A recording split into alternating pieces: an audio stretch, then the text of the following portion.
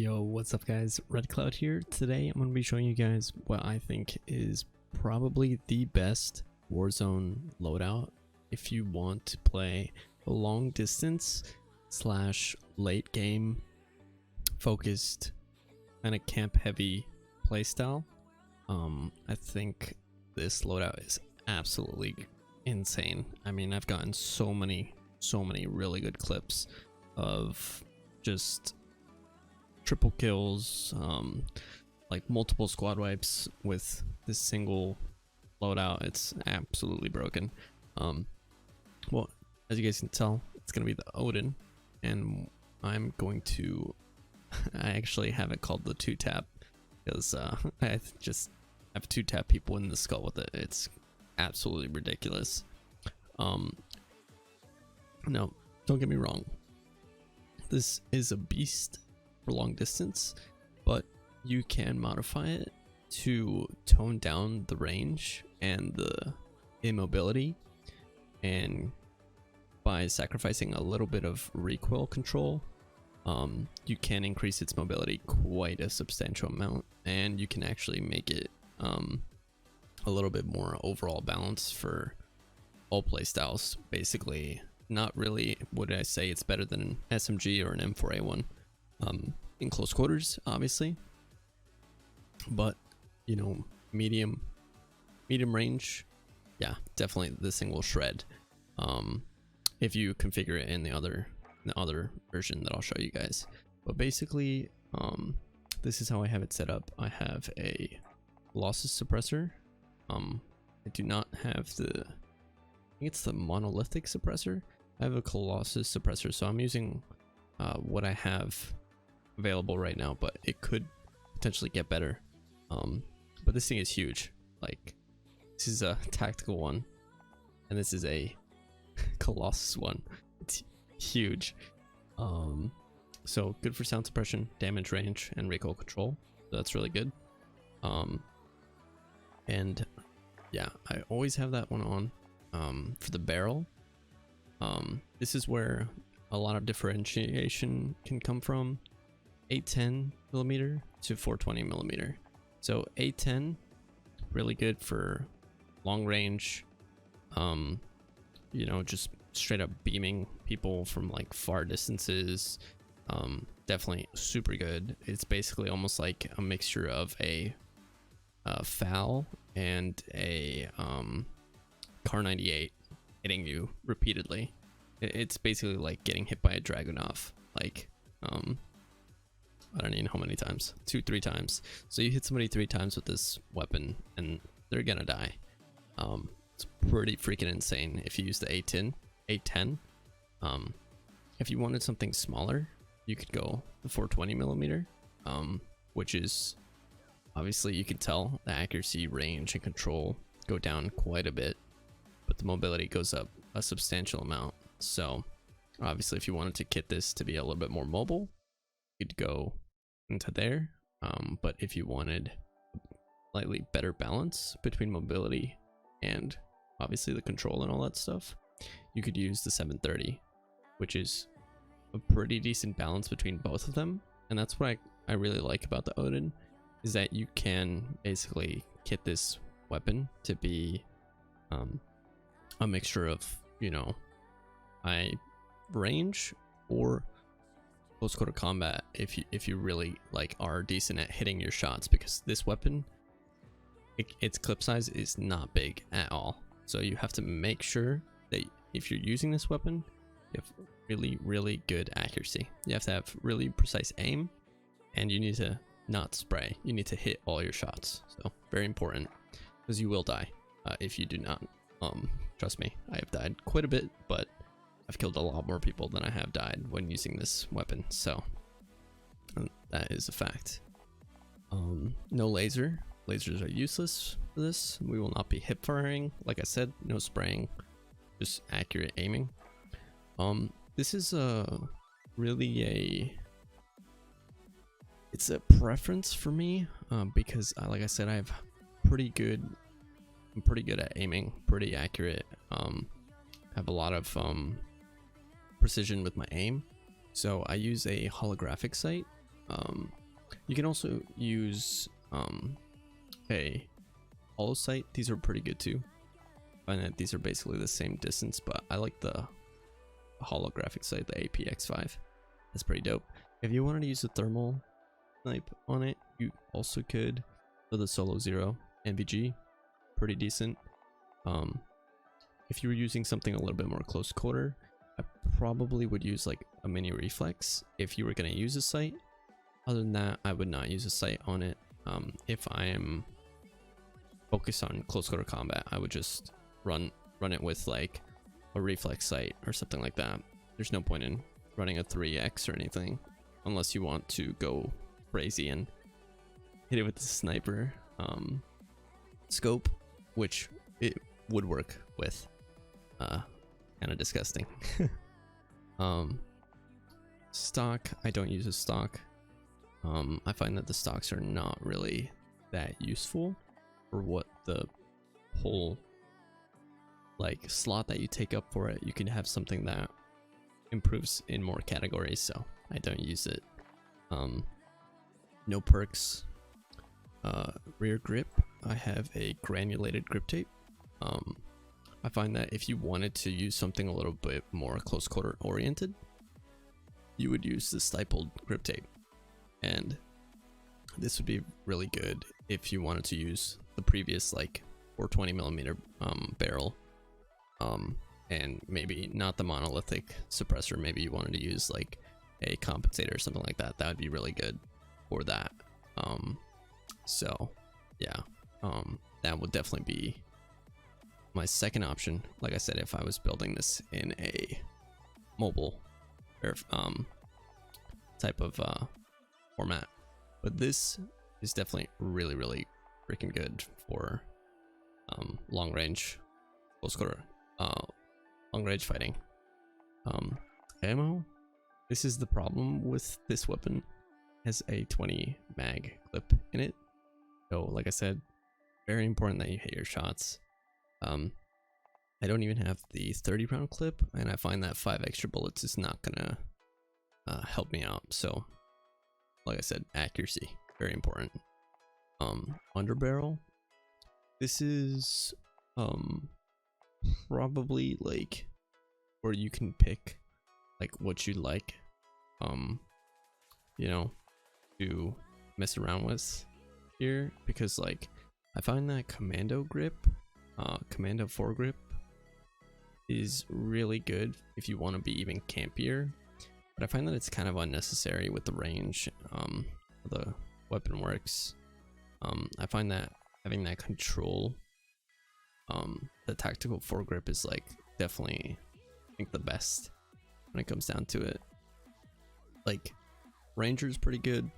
You lose a lot of control and fire rate, or sorry, mobility.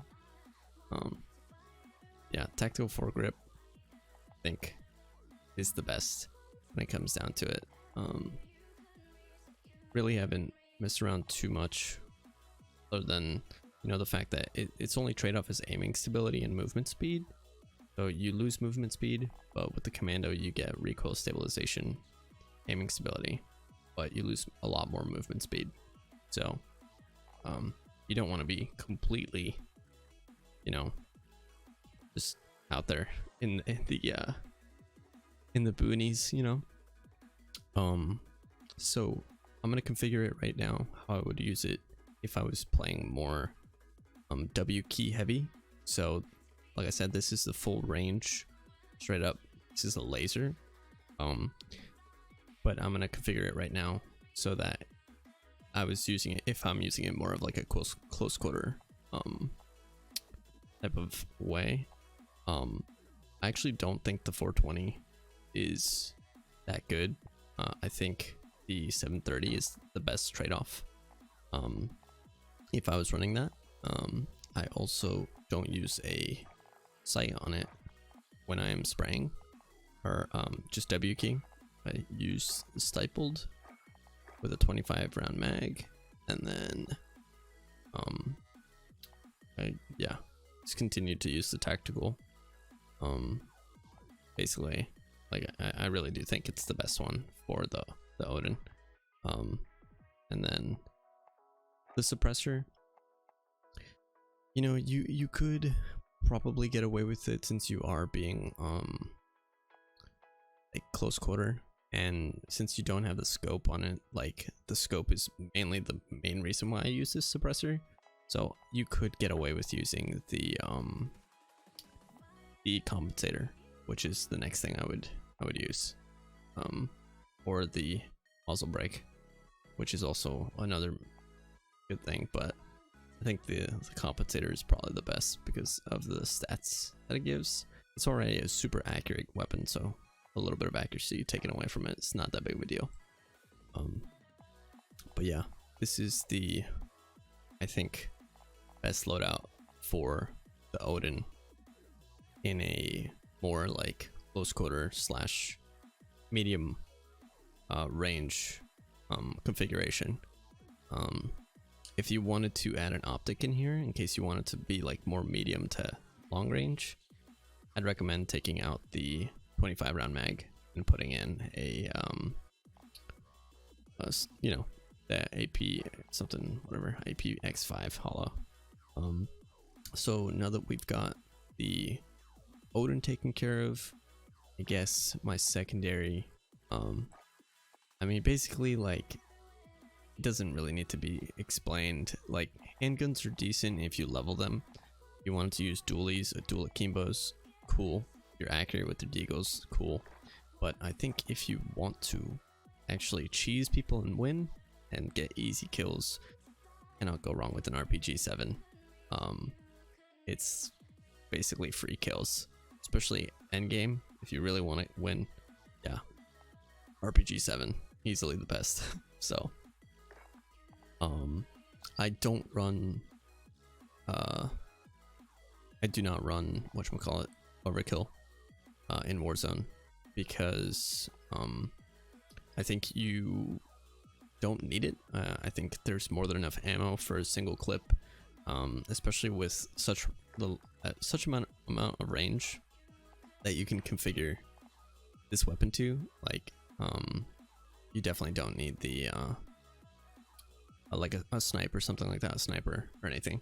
If you wanted to, sure, you could have another class that you could, you know, set up a custom class for and then pick up that sniper and then carry both of them and replace the RPG. That's totally cool. If you wanted to do that, totally fine. But perk number 1, cold-blooded, I think it's beyond the best in this game mode.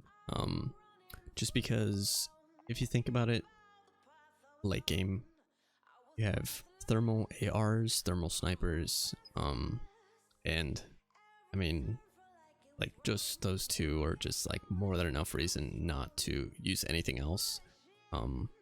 It really does break a lot of focus for a lot of those people that use those types of perks, because I'm sorry, those types of weapons with those types of thermal optics, because yeah, it just messes with them. Like, they don't know where to aim, so you're just like, you know, invincible basically in their eyes.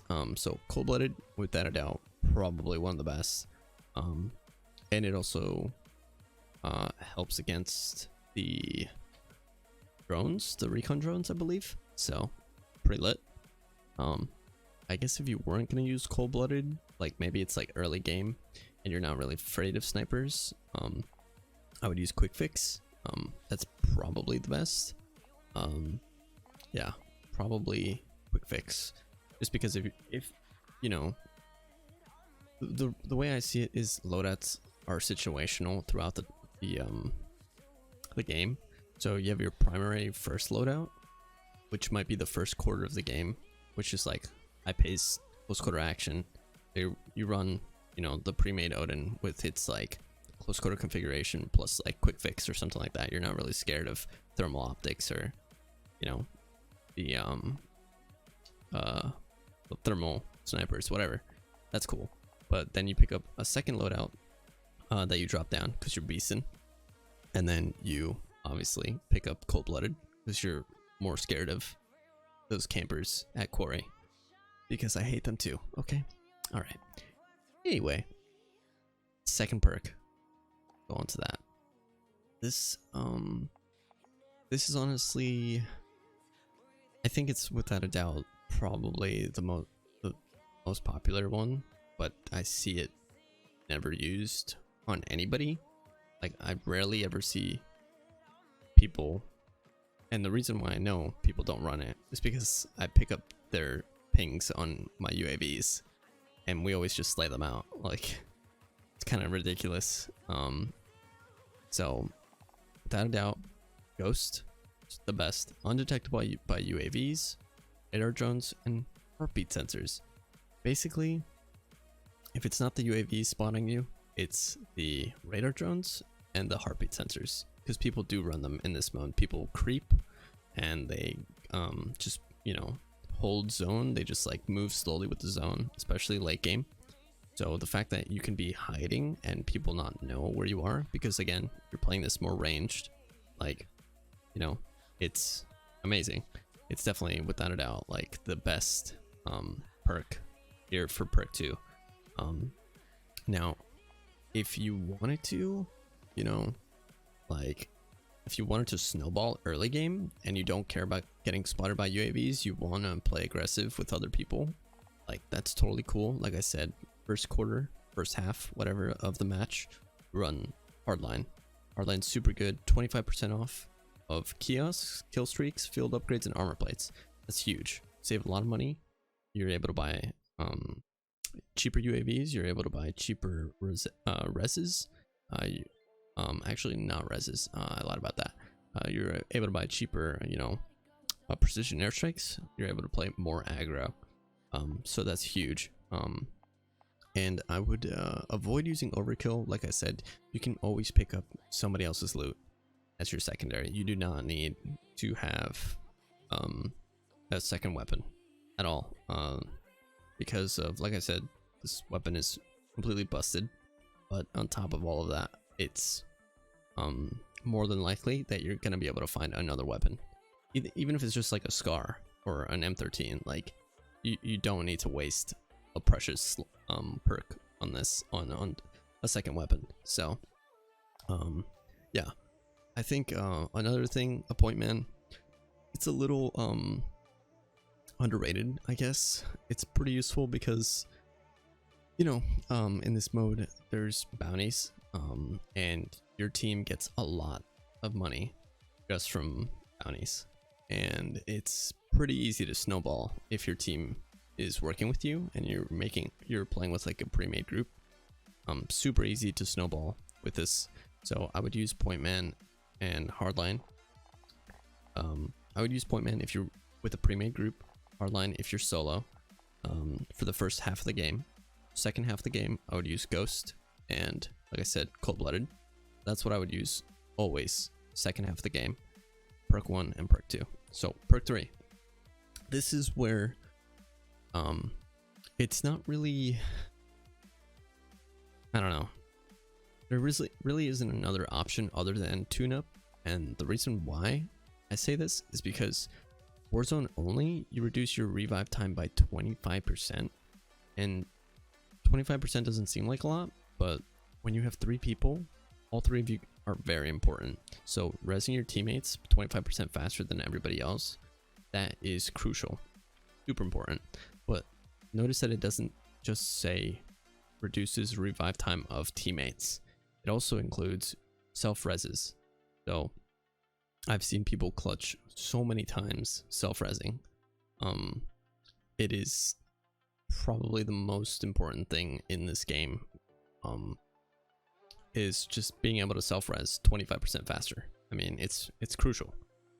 It's happens way too much often in games where like you self-res and you wipe the whole team because they're looking for the next person, or, you know, you get knocked and you're able to res a little bit faster than everybody else and able to survive and escape or wipe the people that just like you just beamed and you just whatever, you know. I think tuned up, without a doubt, the best. Amped, not really that good.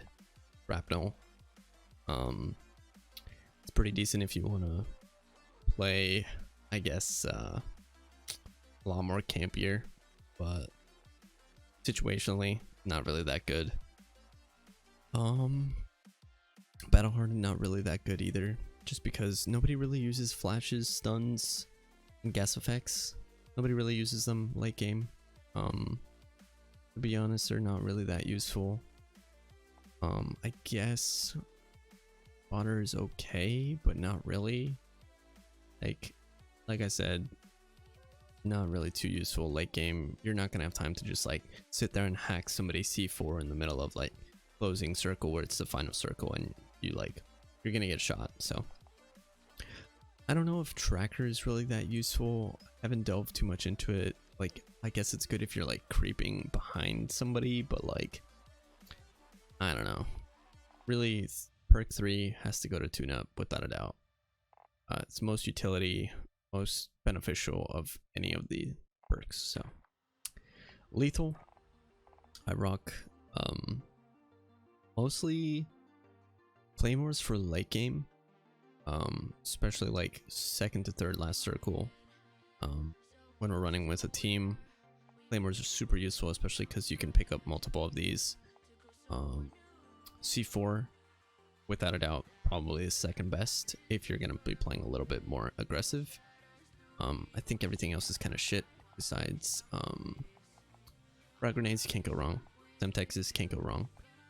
Mollies are pretty good, but C4 and claymore probably tier 1 for these picks, just because C4 helps with you know, the little rats that are hiding behind walls or in buildings, and it does a lot more damage than a frag or semtex, so pretty damn good. Yeah, claymores though, can't go wrong with them. Pretty OP still. They do like 150 damage. They pop people's shields. Really useful, especially if you want to turn on them. So tactical, so this is basically, there's really only two that I can truthfully back and like say that they've been very useful to me. Stim packs have been like meh, super situational, not even that useful. I've died every time I've used them, but they do help a little bit even, but you still die regardless. So okay, so smoke grenades, without a doubt, probably the best. Even if you're playing aggro, I've literally, like, I don't know how many times I popped a smoke and it's protected by my teammate that was over peeking on from across the map with the sniper, being pushed upon and just escaping, pushing into a team, getting third partied, protecting against their flank so they can't see us. Mainly it's been like me protecting my teammates and rezzing them, because yeah, like, it's just huge. Like, you just toss a smoke on your teammate that's knocked in the middle of the street and they hide behind cover so that they can get to you and you can res them. Like, that's beyond crucial, and you can carry 2 of these, so pretty freaking awesome. Heartbeat sensor, I'd probably say this is the best aggro and defensive tactical you can have. If you just don't care, your teammates can handle themselves and you don't have to be kind of like taking care of them a little bit, and they're good on like positioning and shit like that. Heartbeat sensor, without a doubt, just because it detects people that don't have what is it, ghost, and yeah, I mean, it's beyond crucial. Like, you definitely need that. And I don't know how many times I've been able to spot teams or, you know, played cautiously end game because of heartbeat sensor. You know, and the fact that it's permanent use, you don't have to, it doesn't deplete or anything like that. It's just amazing. So yeah, I guess that is the build. That is what's been getting me a lot of kills right now. I mean, I think top 0% in the United States and in the world for PC, for kills, wins, and score. I'm not top 1,000 or 10,000 yet, but you know, I'm doing decently. My KD is not the best, but I also never played COD up until 5 days ago. So I've learned quite a bit in the past 5 days, and I put it to good use. I'm always clutching up for my team and always clutching up on stream. But this is the baby that I've been using, the 2-tap. You already know. But if you guys like the video at all, and if this build has helped you in any way, shape, or form, especially you guys who are new to Call of Duty and want to know a super strong OP gun that is slept on, definitely hit me with that thumbs up for the video. I definitely would appreciate it. Definitely would mean a lot to me if you guys subscribed. That definitely helps my dream come true. And if you guys want to stop by and watch this gameplay live, I stream daily at Twitch TV/RedCloud. That is me, and I'm live every day with a very lovely active chat and a beautiful community. So if you'd like to join, come on through. You can even hit me with your Twitch Prime sub, and I would greatly appreciate it. So thank you very much. Share this with all the people. We're quarantined today and for the next few weeks. So we'll catch you guys later. Love you guys very much. Red Cloud out. Peace.